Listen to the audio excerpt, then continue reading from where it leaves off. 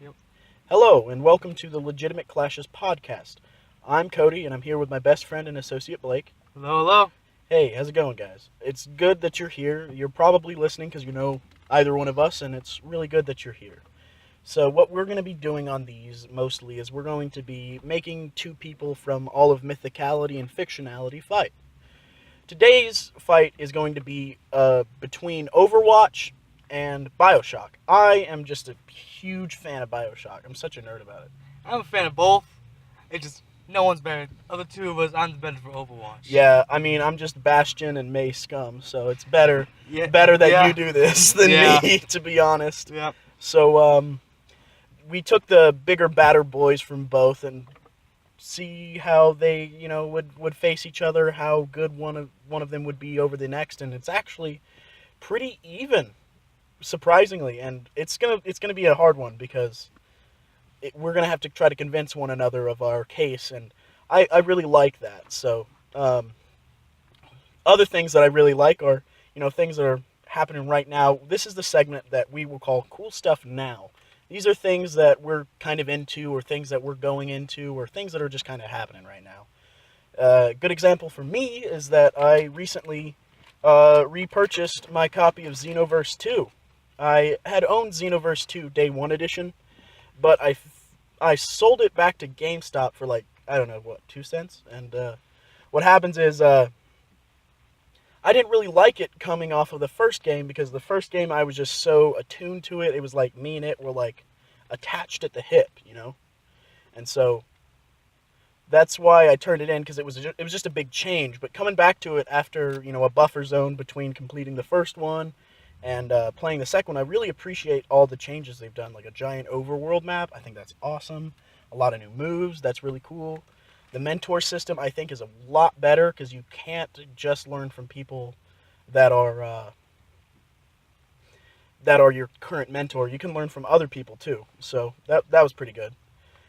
Blake knows this, but I'm making a kind of a scum of the earth set. I'm basing all of my skill points into physical attack, base strikes, which is just making me the combo king. Not to mention that I'm using a Frieza race, so uh, in that game, the Frieza race gets the golden transformation where their ki blasts, if charged, become death beams, literally. So that's kind of trash. But I'm not even going to talk about the form change set that I have. Oh, it's amazing, but I pity the fool. Yeah, it's pretty bad because it really undermines people because they're like, okay, this guy's wearing the Gohan tracksuit and he's got the Aurelie poop stick. He doesn't really care. And I just, I let them really beat my character up until like where my health is flashing. I do the Captain Ginyu form change and I just switch with him. And it's so funny seeing them realize that my set, because it's basically strikes, all of my supers and ultimates are garbage. Absolute crap because they take charge time. So, and I don't really mind that because I know how to use it, but most others don't like it for that reason. So I basically switch sets with them, and I'm good with anything. So, what have you been doing recently? Um, my I've not been playing any AAA games. I've mostly been playing Binding of Isaac, Mm-hmm. Enter the Gungeon, Mm. Overwatch, even though it's AAA. Yeah, I feel you. But I'm gonna talk about Isaac today because Yeah, I just went on Isaac tray recently. yeah. So I've been playing Binding of Isaac. Mm-hmm. It's a fun game. Love it to death. And I always say this now. Yeah. I had probably one of the funnest runs I've ever had recently. It's a D4 run. If you play Binding of Isaac, you know it can either go amazingly or it can go terribly. For those of you who don't play, what is D4? Basically, and people who don't know, D4 rerolls all your current items into random items. It's sucky. so fun. Okay, well, sounds like a bad time to me, but I guess it's fun if you're used to the standard of the game. Yeah. It's not an item I recommend to newer players, not at all. Yeah, But then again, you actually do have to work to get it. yeah, I feel you. And what I did, so I ended up on the last floor of the game, the chest. I re-rolled into a soy milk Dr. Fetus run. Dr. Fetus, like the villain from Meat Boy, yes. Meat Boy? Yes. Oh my goodness, that's awesome. And what Dr. Fetus does is you shoot bombs out of your face. It's great. You just don't steal people's girlfriends and like make You them just do shoot things. absurdly mad levels. Yep. And what people don't, another thing people don't realize though, just because your damage gets reduced when you take soy milk for in exchange for a rapid fire rate, that doesn't matter when you get Polyphemus soy milk or Libra soy milk. So those are like those are like different takes on the same item. Polyphemus is a massive damage increase, just flat massive damage increase, lowers your spirit tears rate of fire. Sure.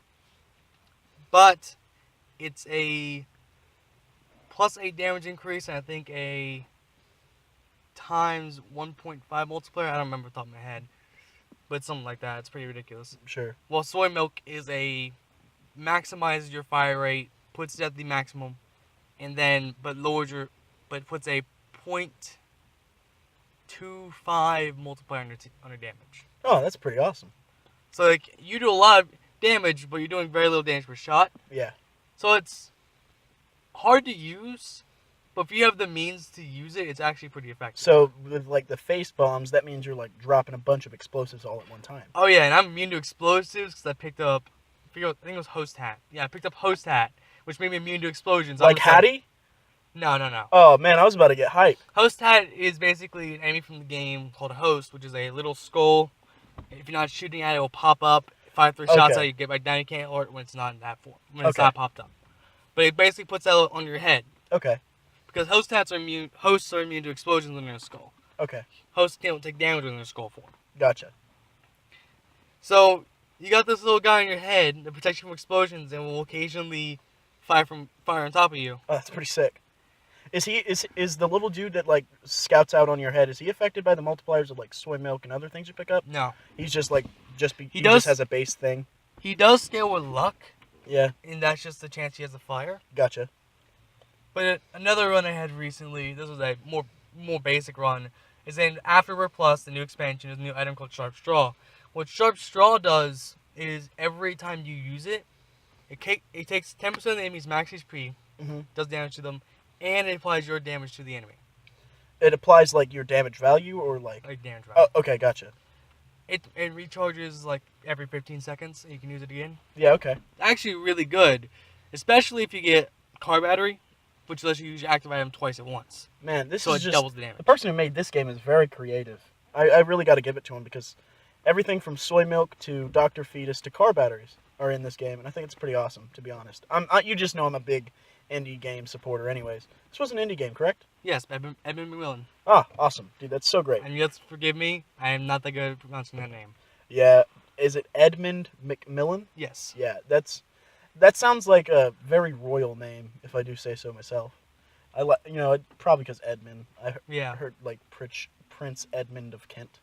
Yeah. But dude, I think that's sick. So I just see you on your laptop playing that all the time. To me, it would just be like just that small a game, pretty repetitive.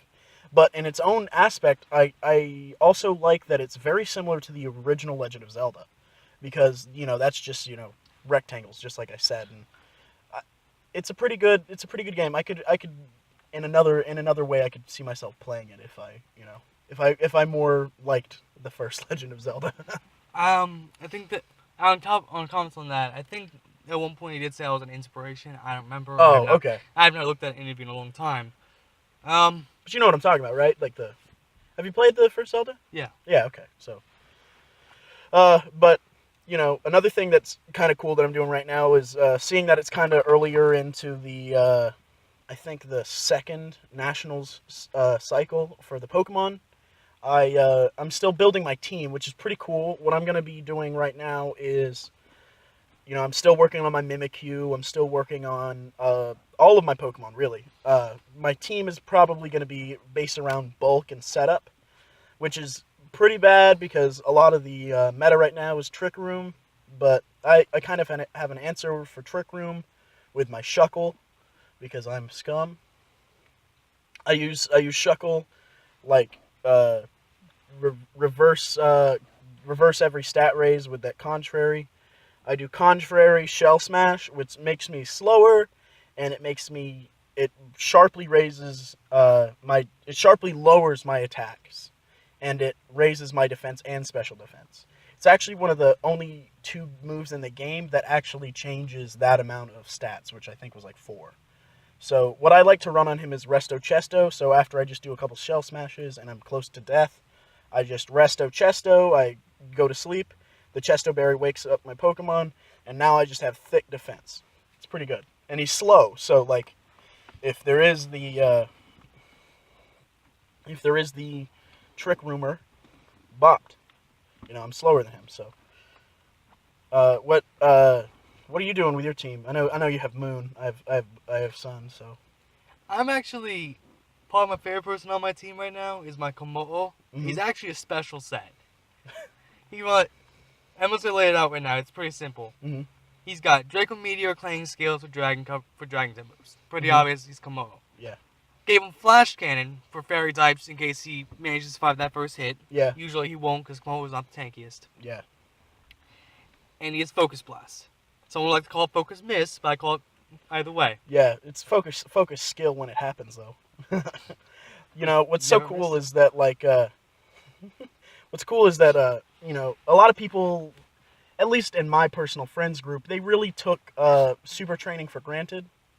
And now that, super training is way more crazy in Sun and Moon because you actually have to do work, that battle royale goodness, I just wonder if they still are complaining about, oh, it's just too time consuming. I think it was a good thing. So, shout out to Gen 6 there, but speaking of generations, there's a new generation of Nintendo console, of Nintendo home console and mobile console, because in case you've been under a rock, their new console is both. It's called the Nintendo Switch. And I've been watching a lot of videos on it, and I've just been keeping up with the news because I am on the hype train. Hype train for Nintendo Switch is just where I reside now. That's my address. When people mail me things, it's Nintendo Switch hype train. I don't know how it gets there. Moving on. What I'm so stoked about is the little cartridges that are like basically SD cards loaded up, and I've seen online videos of people downloading, and it's so fast to just get these games, these like awesome games, things like Breath of the Wild. It's so awesome to see that. There's the like thing that Nintendo is doing where they have a paid subscription, but I see why they have to do that because they kind of force the hand. Yeah. And speaking of Breath of the Wild, I can't tell you much. That's probably like if I get Switch like right now, that'd be the game I get with it. Yeah. I've always been a fan of Legend of Zelda, especially 3D, because that's Yeah. what I grew up on. Mm-hmm. I didn't get to play. I didn't get deep into Ocarina of Time and Majora's Mask until I was older, when I actually comprehended what I was doing. Yeah. But the two that will always stick in my mind the most, because those are the two I personally played the most, were Twilight Princess and Wind Waker. Wind Waker is just amazing. HD remastering, it's perfect. But what's so funny is that Breath of the Wild. My favorite thing about the whole thing is just like in that one trailer, you already know it's going to be amazing because like, when you see Zelda crying, one, you're seeing her cry. Two, it's not even like I'm a princess character. I have to maintain beauty. She is like snot projectiling out of her nose, just like headbutting the crap out of Link's shoulder. She is like really upset, and I really think that that's going to translate very well into a more emotional game. Yeah. I also want to point out, newest trailer actually points out something. It is in a post-apocalyptic Hyrule. So like this is the A Hero Fails timeline. I think so. Yes. Oh, sick. We don't get much of those anymore. And from the trailer, it said Ganon is locked in the castle. Okay. He's locked in Hyrule Castle, and he's slowly building power. And they cut to a picture of the Master Sword. It's all rusted. Yeah, it's got to be the heroes. Yeah, that's kind of on the logo. That's one of the first things my buddy noticed was that like the Master Sword's all rusted. It's like how could the Master Sword rust? And he's just like asking all these questions, and I'm just like, dude, I don't know, man. I don't know. But I hope we get those answers. I've seen a lot of like other YouTubers, like bigger YouTubers that do reviews and stuff. They already got their copies, and I'm sure they've already enjoyed every second and squeeze of the game.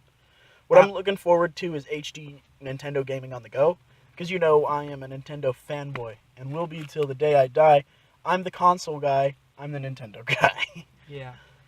I also want to say, just because I'm a PC gamer Yeah. doesn't mean I don't like consoles. Just because he's a console Oh. gamer doesn't mean he doesn't like PC games. Yeah, that's not the case at all. You know. We just prefer one to the other. Yeah. And also, Breath of the Wild, I do love the take to go with it. Go to any dungeon you wish at any point in the game. Oh, is that right? Yeah. That's good. Except for the final dungeon, because final dungeon. Yeah, I'd hope you couldn't just like walk in again, just basic equipment. Somebody. What? Yeah, just like kick the door in, and be like, you. I got the light arrows. I got the master sword. Let's go. Regardless, so the Switch. I'm looking forward to it. I hope the battery life just gets better. You know, I hope they keep optimizing it. I'm not going to be pre-ordering. I'm also not going to be picking it up launch day. Just because, personally, there's nothing that's drawing me into it too much. I am the occasional Legend of Zelda fan, and I know a lot about the lore, but it's not enough to make me buy an entire $300 console. Granted, I know I've never even touched the new Minicon controllers, but I've already lost both of mine. Because they're just easy to lose. You know, I can already just see that happening because I know me. You know, I haven't even touched the system yet, and I've already lost it. But, so, that brings us to the Clash, which is Bioshock versus Overwatch, which we told you about earlier. More specifically, 2 characters from them that are around the same height, surprisingly. Do you want to introduce yours first? Starting in a whopping 7-4. We have Reinhardt. Big. 7'4", big guy. Yeah. It looks it, too. So, In it, Reinhardt, I forgot to look up lore on him, which is my fault. But he's a big dude, 7'4", buff. If I'm correct in this, that's your main, correct? One of them. Okay. He is very, very, very fun to play. Very tough. When you play Reinhardt, you are a symbol for your team to stand behind. Okay. When you play Reinhardt, you're the force that dictates how far the team will go. I got a question. Because I know a basic level of Overwatch. I know there's like a good team, and that's the Overwatch. And then there's the bad team, and I don't know what that's called, because I forget.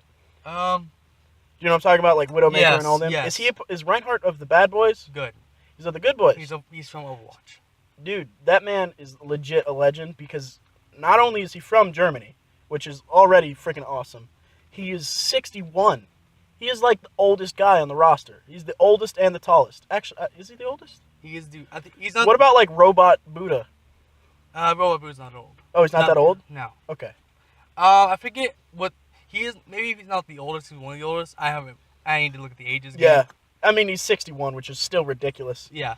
He's got experience. Even Batman was like, no, I'm retiring at some point. So, what I think's cool is that, like... He also has, like, a cybernetic rocket suit. Yeah, which I was just about to talk about that, is, like, his name has similarities to, like, Rhinoceros.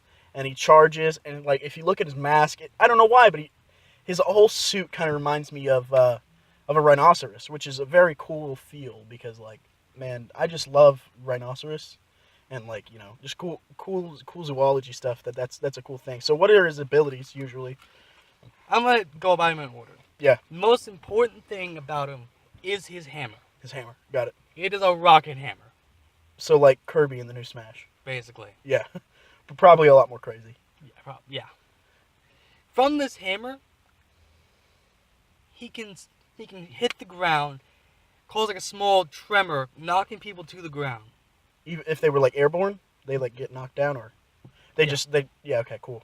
Just game logic. Gotcha. Everyone hits the ground. Okay, cool.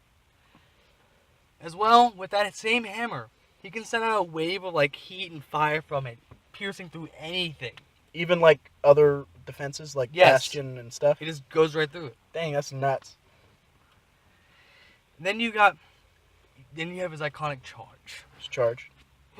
He just literally goes full speed. Has very little control. He's literally being propelled by rocket jets. Okay. Goes full speed, charging into someone. If he pins someone, hits him against the wall, either kills him outright or does lots of damage. That's pretty neat. and we can't forget about his barrier. His barrier, the wall. When he puts up the barrier, munitions, Mm-hmm.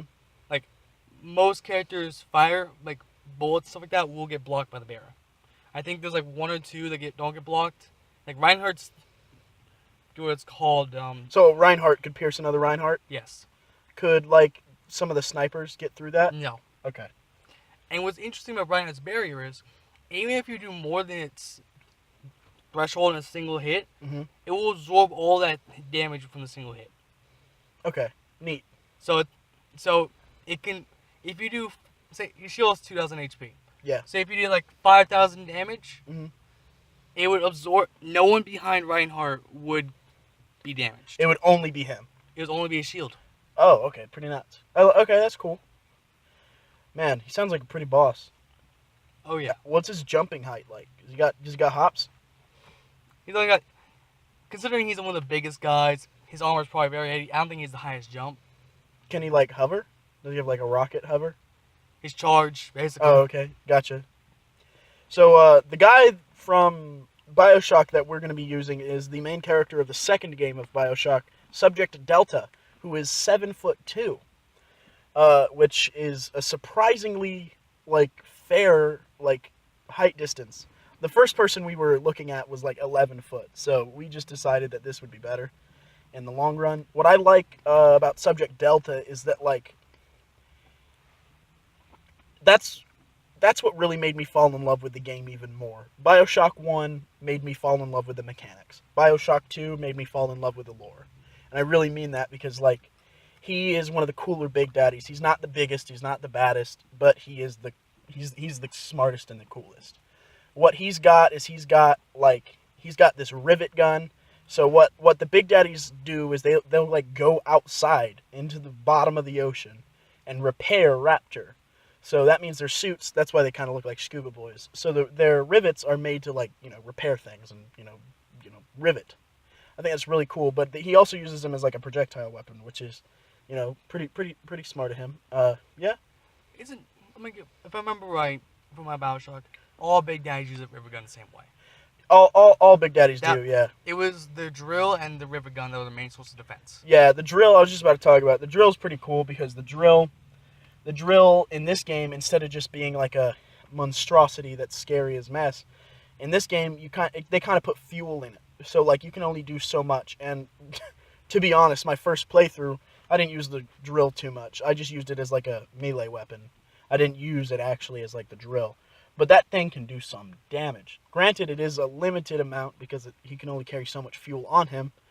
I also think it's really cool that he's smart enough to hack things, which is pretty neat, You don't think of like a hulking behemoth to have brains, which is, just really cool. He has feelings too. He's also got this really awesome machine gun. It's like really big. It's like a minigun. It's pretty freaking boss. He has a shotgun and a camera, I believe. I could be wrong, but he's also got these things called plasmids, which are DNA enhancements that give you certain abilities, different abilities above like what everyone else would have, and it gets in your DNA. It really hurts the first time you use it. So one of them is Incinerate, which is the ability to throw fireballs at 3,000 degrees, which is just crazy. I don't remember if it's centigrade or Fahrenheit, but I'd like to think that it's centigrade. I think it may be Fahrenheit because... Andrew Ryan. Andrew Ryan's American. Yeah, totally forgot about that. That's a good point. There's another one that's called Winter Blast, which is able to freeze things into complete solids. Even mobile things. It's pretty ridiculous. It's very, very May. But here's the thing about Reinhardt, though. Yeah? The shield blocks a little ice thing. Oh, it does? Yeah. That's pretty good. The only thing there's very few things that a shield cannot block. Melee attacks and like things like Reinhardt's wave thing. The drill would like do you a problem. It would probably go through the little wall there. It would go through the wall, but Reinhardt also has He's also got a tough armor set. Oh, yeah. Which I think you've got him in the armor region. So he's got the drill, which is just like super crazy. It's very similar to the wrench in my opinion from the first game, but Instead, like I said, it consumes fuel, which is pretty neat. So it's got that limit. The rivet gun's pretty bananas. He's also got the machine gun, which I've already talked about. He's got a shotgun, which is just a gigantic double barrel craziness. So I've seen like other big daddies just be like completely owned by this. So I think he's also got a camera for research, which is very neat when you think about it, because you also, like I said, you really don't think about hulking behemoths like this to be so studious, but he is. I think that's pretty sick. So he's also got the spear gun, which is just freaking bananas. I always liked the rivet gun, but then I got the spear gun, and it was able to pin. It would hit smaller enemies, carry them to the nearest wall, and embed them in the wall, regardless of the wall, even like glass and stuff. Which, video games, that's just how that works. But I think it's really cool because the spear gun also has because of how Bioshock works, you can get different types of ammunition, and that spear gun has armor piercing things, just like the shotgun has armor piercing. He's also got phosphorus rounds, which will ignite, which is pretty cool. He's got a rocket launcher, which is just freaking nuts. I know that Pharaoh has the Farah? rockets for Farah. Yes. Not the royalty. Yeah. Yeah, Farah, she's got the rockets for Overwatch, so I think that's pretty cool. He's got that hacking tool, so I guess you do only have to have so much. What's cool is that he's got the research camera, which is probably the most overpowered thing he has, because upon doing research of his opponent, he does more damage to them because he knows them better. Yeah. But don't forget, you do get diminishing returns when more researchers you on the same target. Yeah, the same subject. Yeah, you got to get a good shot, I guess. Yeah. There's the DLC, which gives him the ionic laser, which is just a laser that degrades things at the molecular bonding level, which is pretty neat. That being said, he's also got average human intelligence because he's being controlled by the average human. So I don't think there's really an edge there. But I guess this is where we stop explaining, start debating. Personally, I got to give it to Delta here, because those plasmids are stupid. But here's the thing about that. Just because you have the plasmids, my barrier can block most of it. Block almost all of it. If I remember correctly, he could create a clone of himself, the mimic or a decoy that you would be unable to distinguish from the real thing. He could go attack that and just bop you from behind.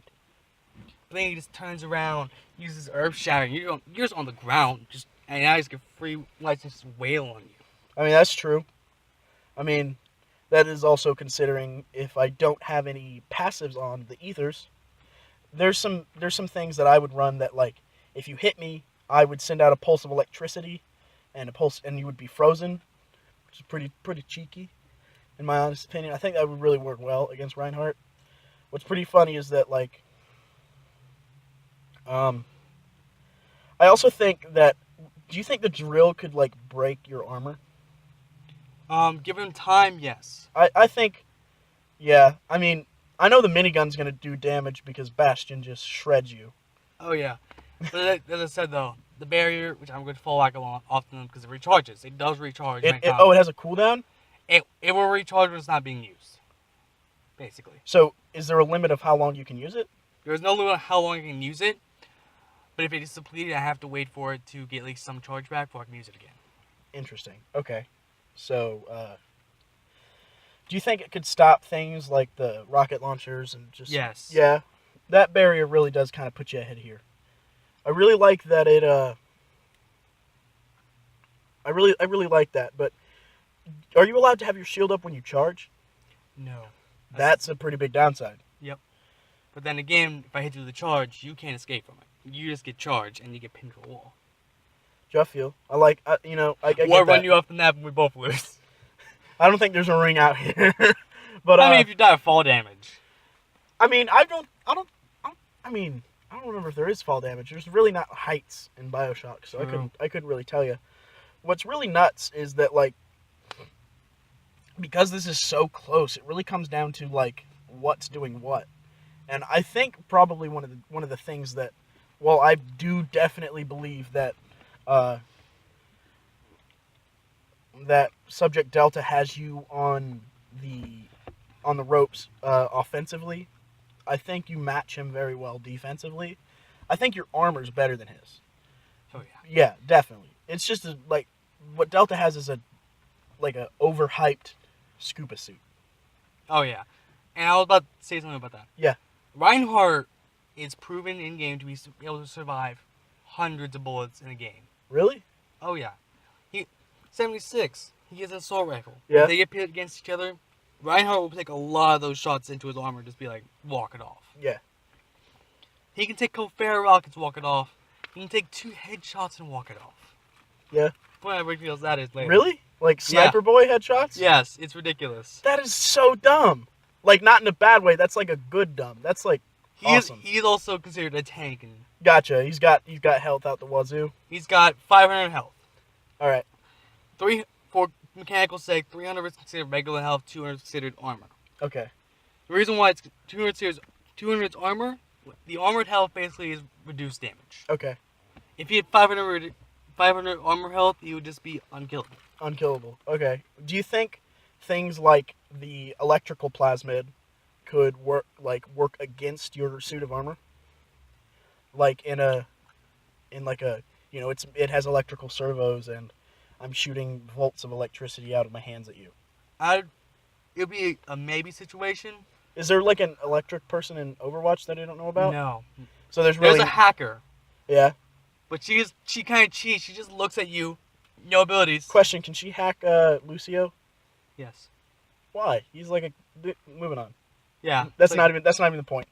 What I think is nuts is that I think these plasmids, while your shield can deflect them, if he does them at the proper time, I think they could really do some damage here.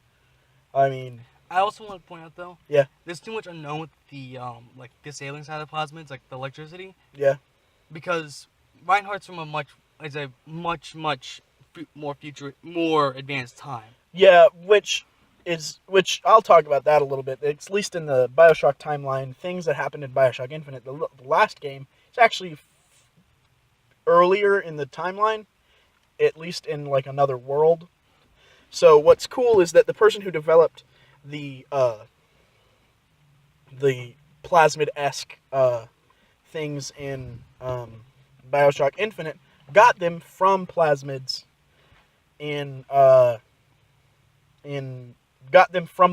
the guy who invented plasmids. So the reason why plasmids were even brought to that is because the dude saw plasmids. So things in that game are like cheaper, lessly well done plasmids. So they're like kind of like if you looked at a picture and did it firsthand. So while they have like a magma ball, it's not incinerate where you can just snap and it catches fire at 3,000 degrees. And you have the crows. Yeah, there's a lot of cool things. I'm not saying it's bad, but I'm saying it's not. The things that he did copy aren't as good. Yeah. So that being said, the electric shock jockey from Bioshock Infinite is able to charge an entire automobile for its entire lifespan. And I don't think that would be as good as the electricity plasmid from Bioshock, seeing as the others aren't. If that makes any sense, you see what I'm picking up on? Well, future tech is like kind of the thing. This is also like a steampunk world that Bioshock's in. Yeah. Not really like steam, but like, just kind of that's the vibe it gets. Yeah. What would that be? Would that be like, I'm trying to think of a term for it. I guess like Rapture punk. Rapture punk works. Under the sea. I mean, they'll work for now. Yeah. But I just don't know. That suit of armor is really doing me difficult. It's really making it difficult to say that like definitively it's Delta. And I gotta say the charge helps, but the drill has a charge too. Like you can charge with the drill as well. So I mean if the two met, I think Reinhardt's bigger. He's got more like on him. He's heavier. He's got the height advantage. And his reach because of his hammer. You only have the drill. Yeah, it's true. I really got to give it to. Upon further inspection, I really think Reinhardt kind of got this one. I like Subject Delta, and I think he's awesome, but man, that Reinhardt guy, He's awesome. pretty freaking cool. He's the reason why he's just a cool guy. And I love just listening to his voice on sometimes.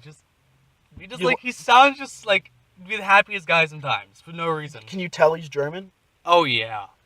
Because for a little bit there, I didn't even know May was of another culture until I played as her, and I was like, who is that voice that I keep hearing? And you're like, that's Meg, and I was like, really? Okay, that makes sense.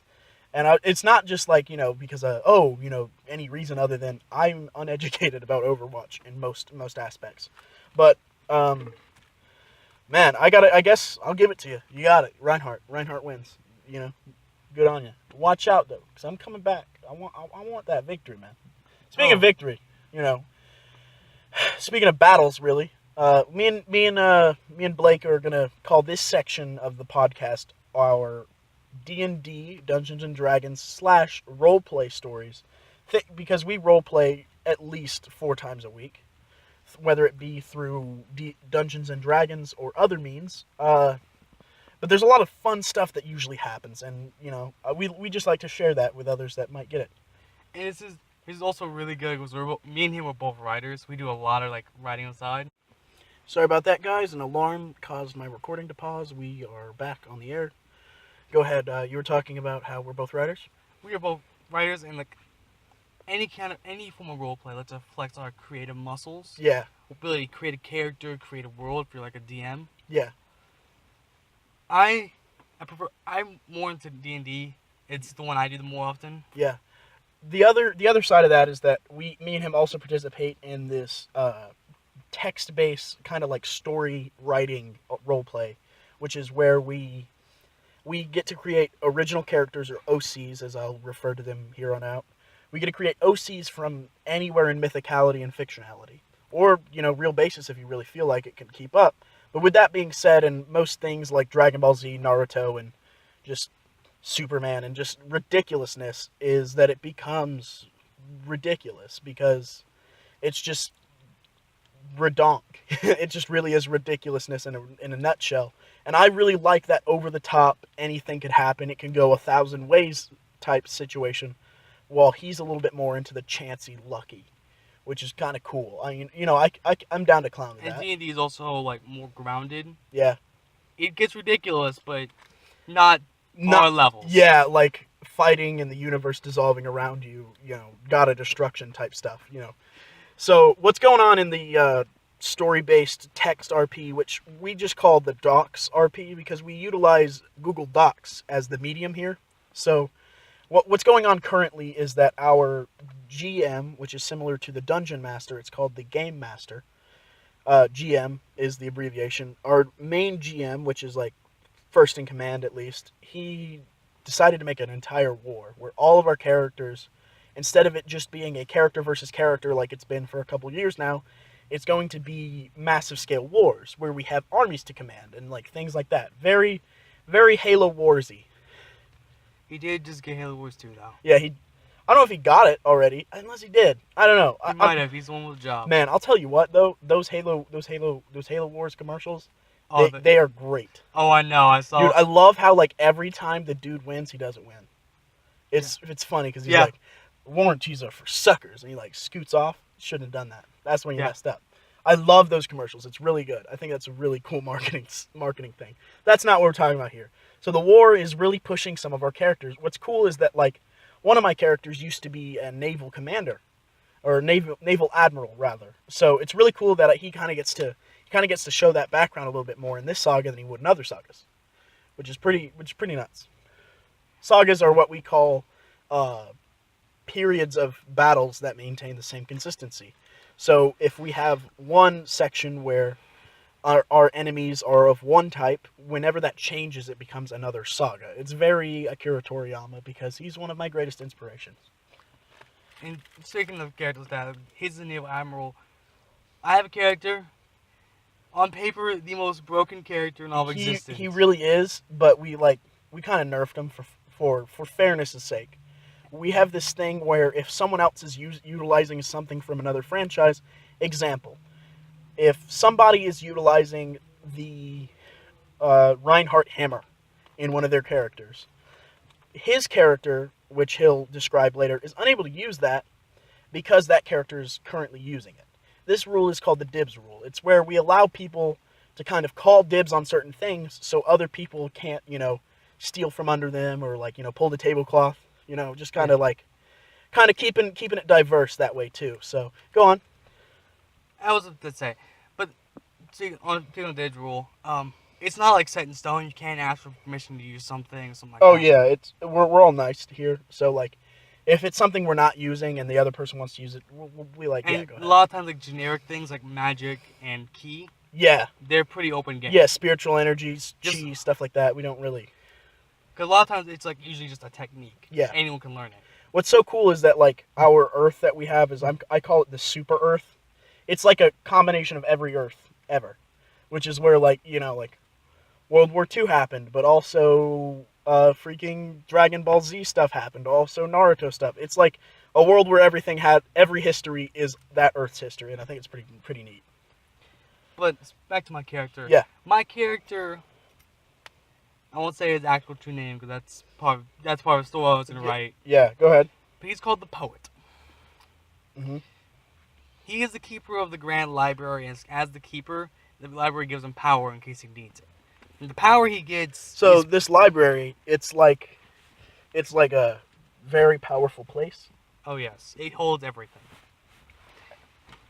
Okay, go on. The library, the power it gives him is it will give him literally anything. Yeah, I remember the way you described it to me was that if it's ever been done in any section of the multiverse, Poet can duplicate it and redo it. Yes, and better because he's all the skills of other people. Yeah, he has all the skills of everyone. But what's cool is that with certain that sounds like the most stupid thing ever because that literally allows him to do an infinite amount of things, which is kind of like his character. But with that being said, there's also a lot of other things that other people are using. He's like, man, I wish I could use that, or dang it, wish I thought of that. But you were saying what's cool about this war? What's cool about this war though is my character Poet actually got thrashed. I would just say it bluntly. Yeah. And his explanation is I always underestimate my opponents in this area. Yeah. Well, it's also what's cool is that I'll further explain how he's also omnipotent. He's able to know everything in timelines that he's documented, correct? Yes. Because he spent an eternity writing all of everything. But some of the anomalous timelines, things that have caused a change in history, which one of my characters caused a huge shift in history, means that he has basic understanding of who people are, but things might be different to him, and that's why he's there, is because this is his the last anomaly. Yeah, this is the last anomaly timeline. So that's why he's a lot more participant than he would be. That and plot. But I mean I'm really into it. But you've been playing D&D a lot recently. Oh yes I have, and I've become scum of the earth. I'll tell the entire story in detail here. I was playing a witch hunter. Okay. Like Dean and Sam, Salem? Not really like that, but I'm trying to think. I think a good explanation would be like Geralt from Witcher series. Okay, gotcha. He's basically very intelligent, sometimes uses magic to his advantage. Sure. My character, his life was saved by a witch, like things he hunts. Okay, yeah. So, at that point, he's like a conflict state. He has to kill them because that's his duty. Yeah. And I thought my character finally got the opportunity because the witch was ambushed by the spirits. He twists and contorts to his will. Sure. Knocked him to 1 HP. So we ended the encounter. This is another friend. This isn't just some character, right? He is a friend of mine. Yeah. Okay. So as soon as we end the encounter, he still has 1 or 2 HP left. Sure. I use Magic Missile 2nd level, which is going to be 4 attacks. First dropped him to 0 and knocked him unconscious. The second gave him his first fail. The third gave him his second fail. Yeah. And the fourth. And the fourth killed him outright. Dang. He had no chance. So is this like whole fail mechanic? Is that in all D&D or is that just in some of the more forgiving players? The death saves were implemented in 5th edition. Okay. Just give players a little bit better chance. Okay. I remember you got that book about the new Orients, right? Oh yeah, it's so good. The book Here's the Orient, which is it adds new options for players. Not even just Oriental options, just more options. Period. Yeah. Was Witch Hunter one of the added ones? Yes, for fighters. Yes. Oh, sick. Okay. I was doing a multi-class because I could get away with it. Yeah. I was doing a fighter wizard multi-class. Okay, gotcha. And my character, being from the East, because I was also playing a new race from that book called Henge Yokai. He was a yokai? Yes. Not like yokai, what yokai, like Henge. Man, dude, I was just about to get up, oh. I was about to go into it, man. Go ahead. But, Henge Yokai are like basically shape-shifting humanoids. Yeah. They will swap between humans and hybrid forms and animal forms. What was his hybrid/animal form? Fox, obviously. Oh, a fox. Yeah, he likes foxes. He has like stuffed animals everywhere. Go ahead. But so after the encounter, it was like I feel like scum. My character has lost his honor. I had 2 options. Yeah. Well, 3 actually, but out of character. One of them wouldn't work out because I had a feeling what he was going to do. Gotcha. 3 actions. Yeah. Fought. Yeah. Walked away. Yeah. Or had himself be executed. Gotcha. In a very honorable manner. Yeah. Like a seppuku style? Or... Yeah. Or seppuku. That's 4 options, but yeah. executes look better. Gotcha. So, what happened was... this was a long, drawn-out RP session because I had to literally put thought into what I was doing. Gotcha. I actually decided on the execution route. Because my character, although he is a witch hunter, that is his first priority. Yeah. He is from the East. Honor is one of the most important things to him. So, it was like a big conflict because, like, witch hunter kills witch, but you killed a friend. Yes. Okay. That is pretty cool. So it was... He just slumped, got on his knee, he knelt down, got on his knees. Your character did, or? Yes. Yeah. Sword in the ground, and my friend, Riley, who was like... It was very dishonorable. Yeah. You can either get out of my sight, or pay the consequences. Gotcha. Roughly. I don't remember the actual what he said, but... Yeah. So he walked over after I did this. Mm-hmm. Said a little thing in Orient because we're both Orients. Gotcha.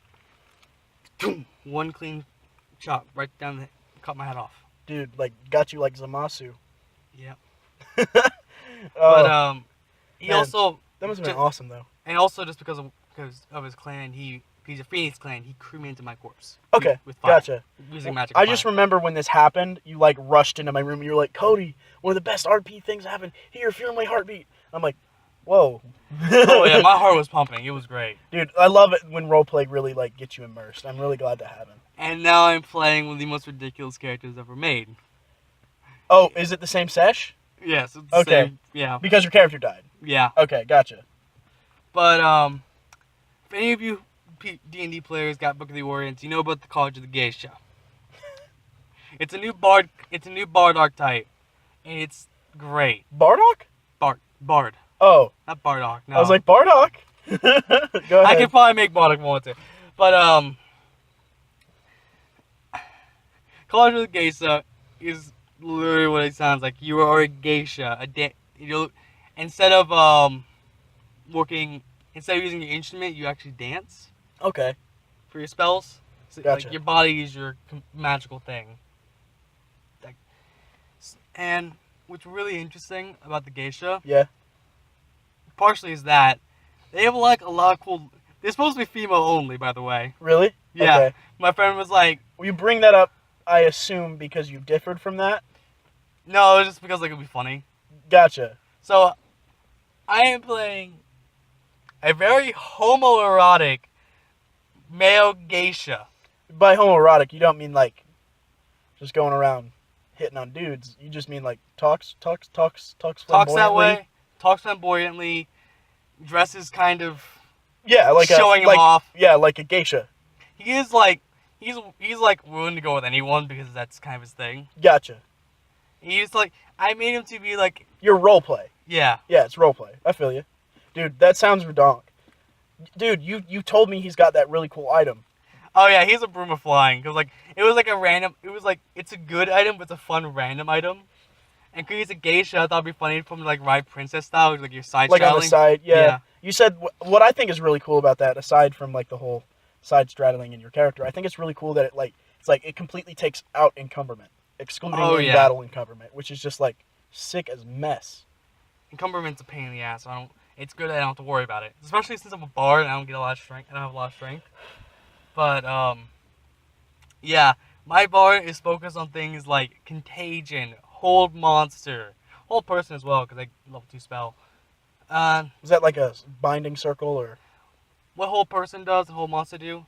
You basically magically pin them in one spot. They can't do anything. They're paralyzed. Oh, that's pretty sick. So, and I've played D&D, so I know like how the battle works. That puts them at a disadvantage. Oh yeah, if they're paralyzed at that, things auto crit if they Oh, brother. hit. And have advantage. Whew. It's great. I also have a spell called Contagion, so if I touch someone, Yeah. they actually get infected with a disease. You. It's nasty diseases. Is that like a STD joke? It was after I picked the spell. It's a good spell. Gotcha. You just. All right. I'm focused on debuffing and buffing people. Dude, that's pretty sick. But So like, have you already played as him, or? not yet. I'm playing this Tuesday. Gotcha. I'm just telling you because I love this character. It's Yeah. great. But I want to point out, just because like this character's great. Yeah. He only has one offensive spell. Actually, no, he has many offensive spells, but I didn't pick them for offensive purposes. Gotcha. The only one I picked for pure offensive purposes, which is a cool looking spell called Elemental Weapon Manifestation. Elemental weapon manifestation. Yes. That's a T-shirt. Yeah. It is. I should get that made one day. I should just draw it out naked. Yeah. What I meant is that that's a T-shirt means it's a long phrase. So. I know. Yeah. Okay. Go ahead. But what I did was when Elemental Weapon Manifestation, what it does is you basically summon a weapon made of a certain thing. Like there's a rock Naginata because it's an Oriental theme spell. Gotcha. Each of them does something different. It's 5 options, each Mhm. with different elements and things like that. And probably my coolest is one called Windblade. Okay. You stab someone with it, and every turn it continues stabbing into them, getting deeper and deeper. like a blazing wind. Yes, Oh, it's pretty freaking cool. it's called the Wind Dagger actually. Like Wind Ninja Tail, Wind Tanto, something like that. Okay. I'll go look it up. Yeah. Don't have the book on you. No. Yeah. Well, man, it's been real fun. I've really enjoyed this. I hope there's more of these in the future. Oh yeah. I mean, I feel like I can do this more often. You? Oh yeah. Dude, I'm really glad that you guys sat here and listened to us talk about nerd stuff and just being freaking geeks. I think it's awesome that you're here. I want to close out with our ending segment here that is going to be done. It's called the Clash of the Week, which is a pun on the word week, which is like, a period of 7 days. But we're also spelling it like weak, like you really aren't good. You're weak. You're not strong. You're weak, and that's where instead of like overanalyzing, ridiculous people or people that are fairly matched, they're fairly matched, but that's because they're both really bad in their own way. They're like weak. So this week's Clash of the Week is going to be the Box Ghost from Danny Phantom, beware, versus Yamcha from the Dragon Ball Z universe. I'll let people in the comments decide who wins that one. Yeah, we're going to let you guys decide down below. Just go ahead and leave a comment. All right, guys. See you next week.